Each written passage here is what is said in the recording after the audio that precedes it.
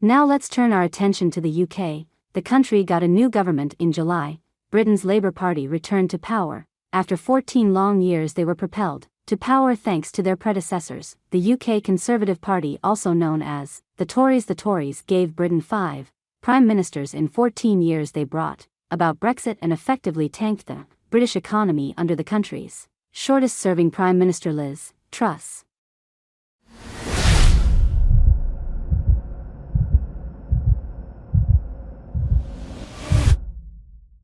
You would remember this. Truss was Prime Minister for 49 days. Her shelf life was famously shorter than that of a lettuce. But now, after a few months of Labour rule, Truss is looking quite fresh. She has crawled out of the woodwork and says that things in Britain would have been better had she been in charge. Can you imagine the Prime Minister who crushed the economy, who brought the pound to an all-time low, thinks that she would be doing a better job than the people in charge right now? That is the state of British politics and the dismay surrounding the new Labour government. It starts at the top with Prime Minister Keir Starmer. Starmer was not really a charismatic leader to start with, but he won the last election thanks to his opponents. Their mistakes propelled him to power because the British people were fed up with the Tories.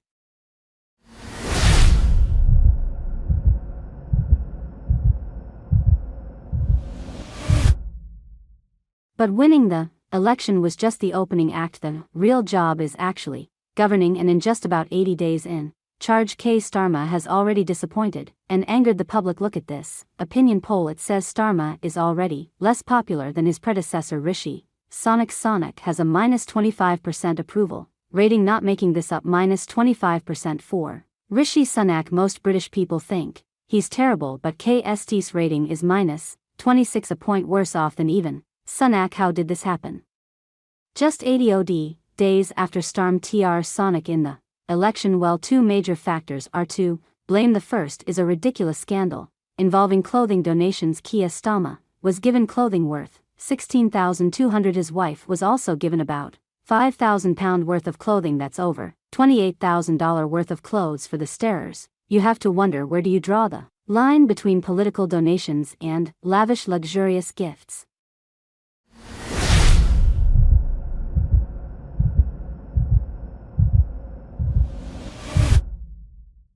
And remember, the Labour Party had promised to be responsible, that they wouldn't have parties and get into scandals like the tour. So after all that preaching, the clothing donations were in poor taste. Kay is being pulled up for accepting the clothes and then failing to disclose them. Not exactly a good look. And it wasn't just Tama. His Deputy Prime Minister Angela Rayner and his Chancellor Rachel Reeves did this too. They both took thousands of pounds worth of free clothing from donors, and this has led to outrage in Britain. It has dampened the sentiment around the annual Labour Party conference. The conference is taking place in Liverpool. It was supposed to be a celebration, but this is how it started.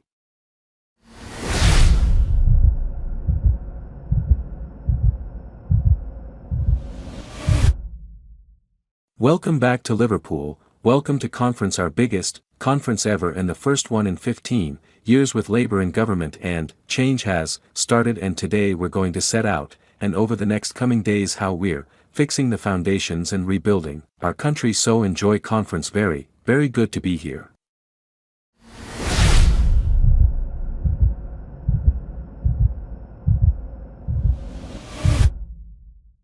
So much for the celebrations. Over the last few days, the Labour Party has been trying to limit the damage. Keir Starmer has promised to stop accepting clothing donations, and the rest of the party has been trying to get the focus back on their message, but that is also a problem because their message is also unpopular. Wants to fix things, but he says things will get worse before they get better. He says rebuilding Britain will mean making tough choices, and one of those choices is apparently letting pensioners freeze.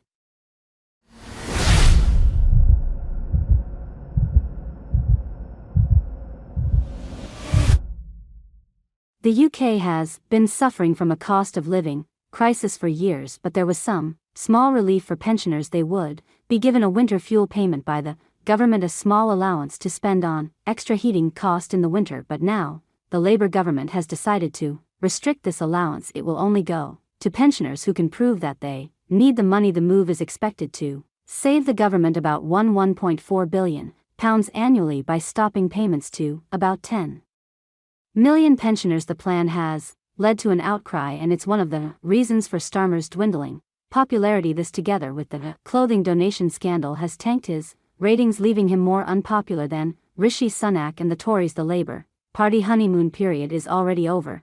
They will need to win public confidence back, because sooner or later public anger will make itself felt, as Sunak, Truss and all the others know all too well.